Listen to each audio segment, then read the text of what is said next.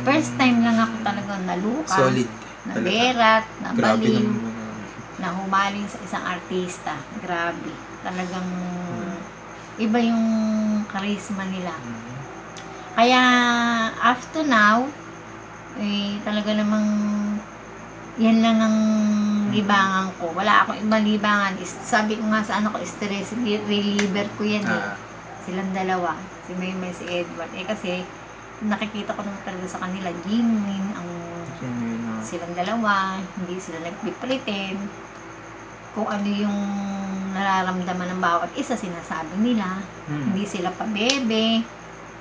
Basta nakakatuwa sila, hindi sila yung tipong para kumbaga, lang... hindi ka nila niloloko. Oo, yung tipong para lang dumami fans nila, Para gano'n. lang kiligin yung mga fans. Oo, Ganun. hindi sila gano'n talagang... Hindi po sila. Humahanga rin ako sa mga love teams, pero hindi sila... Actually, hindi po tayo naging nahook sa love teams hindi. na.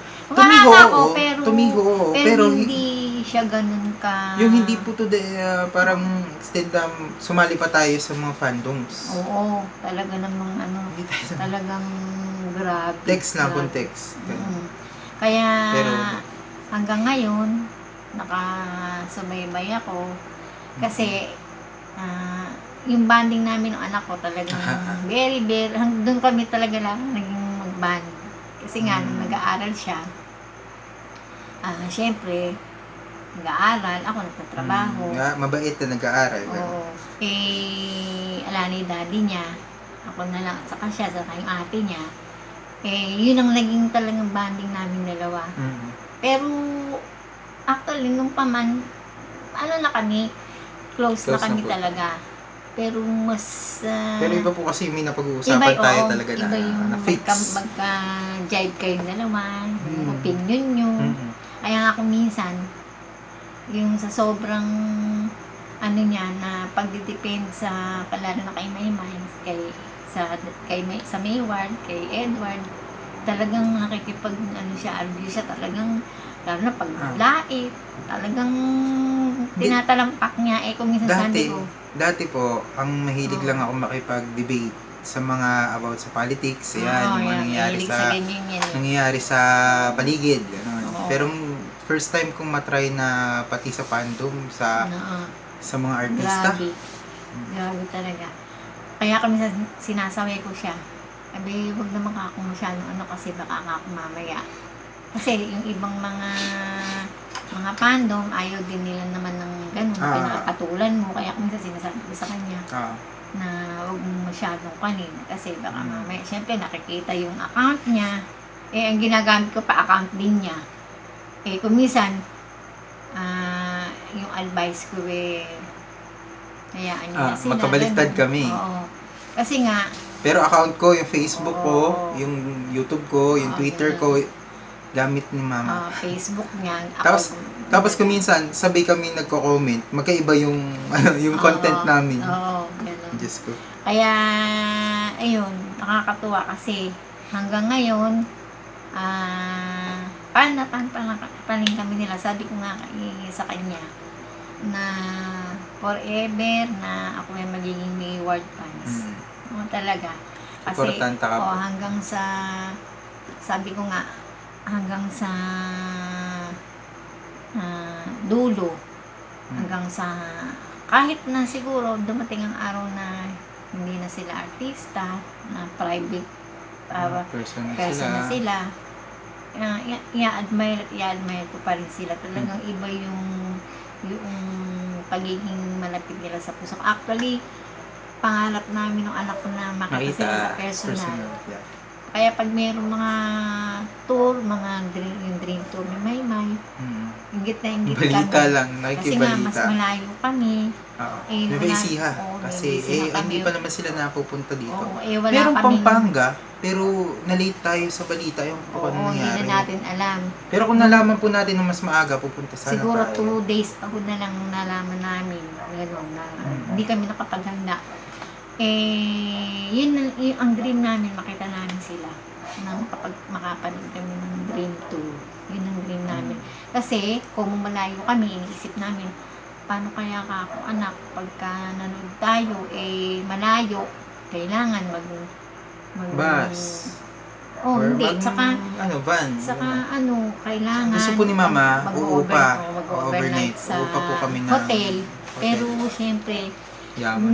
nakikita kasi namin sa IG, sa Twitter na, ay guys, gano'n, meron kaming bus na uupahan, meron tayong bahay na uupahan. Masarap po yung gano'n. Ang problema nga po kasi dito sa Nueva Ecija, hindi natin alam kung meron ba talagang, kumbaga meron mga fans ng Mayward dito, pero hindi natin alam kung may solid ba na katulad nyo, samahan.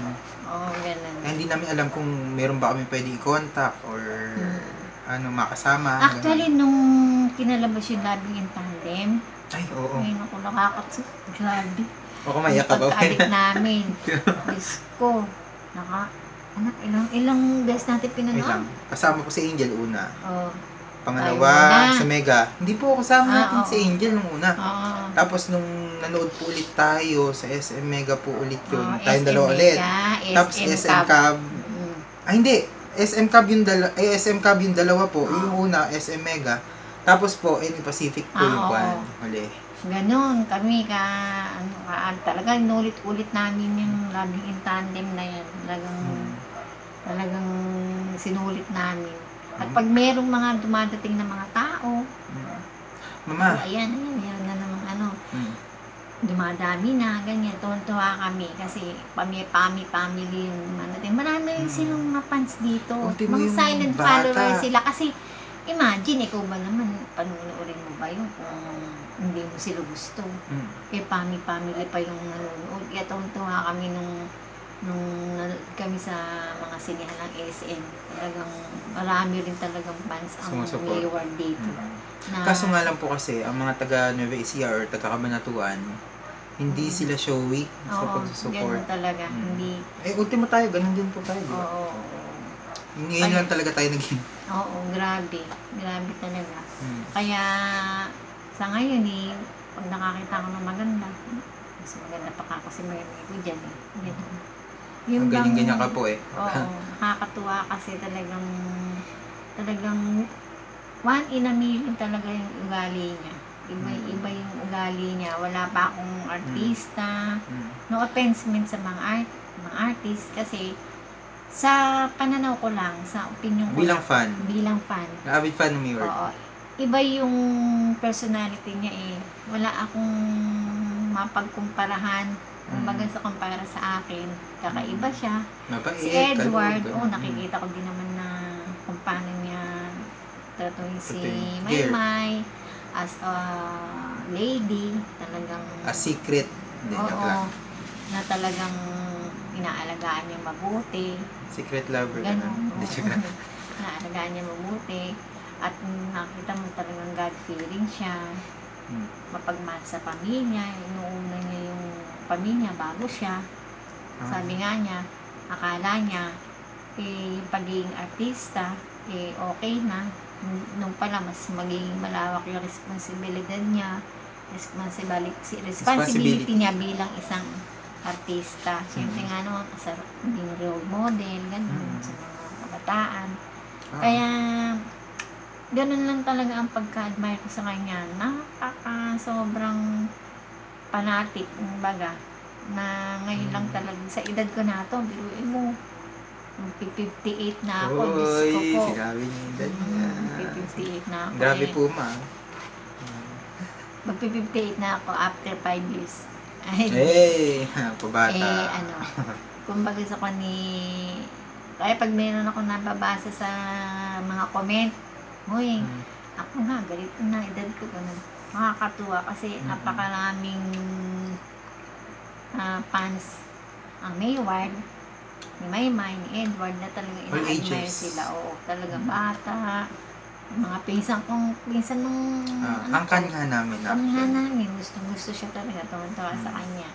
Yun ang isa sa hindi ko talaga makakalimutan na experience ko bilang isang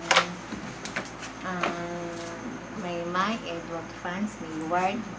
Kaya yun lang ang isa na lang na dream namin, makadalo kami sa concert nila. No? Makita namin sila. Tignan niyo yung phone ko. Ano yan? Si Maymay. Oh, yung tsaka tablet Dinikit. ko din, hindi mo pinakita. Si Maymay, si Edward. Wallpaper. Oo, yun ang wallpaper namin. So, yun guys, yung mga anak, talagang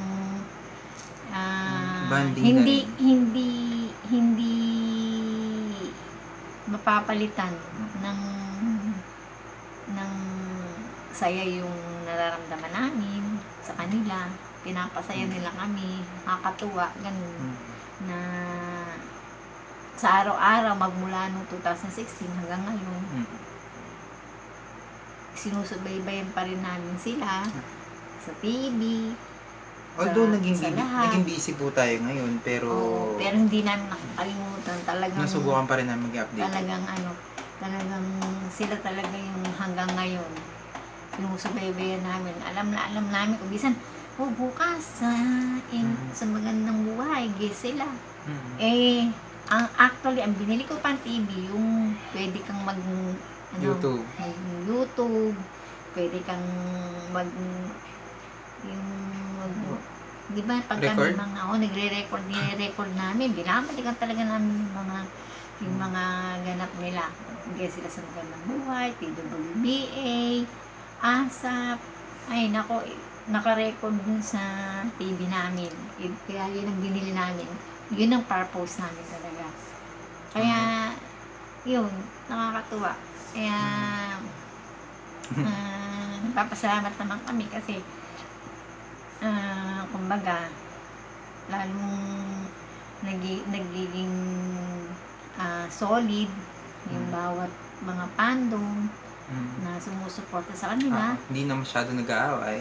Oo. Hindi katulad nun na talagang balitaktakan sa Twitter. Pero ngayon talagang Actually, kung minsan active ako sa Twitter, kung minsan naman kasi nga meron akong trabaho. So, kung minsan hindi ko talaga nakuha. Pero pag gabi, hawakan ko na yung tablet ko. Sikretong kan lang yan. Oo. Meron siya sikretong Twitter account. Oo. Ganun. Hindi niya picture. Basta, yun. Papasalamat ako sa mga nag-a-admire kay Maymay, kay Edward. Sana, patuloy natin sila supportahan. Din magkita-kita tayo. Sana. Event.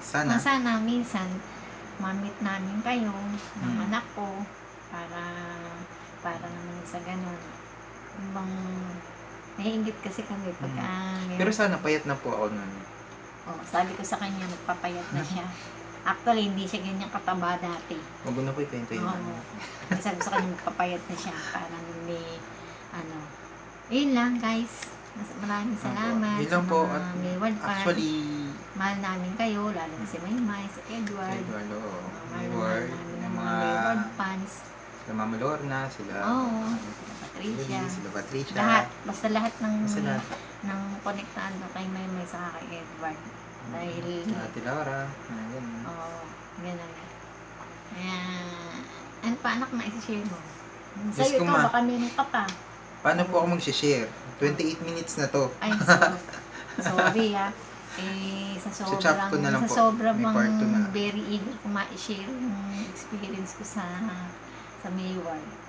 Talagang marami pa siguro akong hindi naibida, pero yun mismo yung mga the best na mga experience ko na pagiging fan ng Mayward. So, yun lang muna guys. Titingnan ko pa kung meron pa kaming ma-share sa next video. And salamat po sa panonood. Bye-bye. Bye-bye. Yeah. Just stop acting like you didn't hear me, or yo,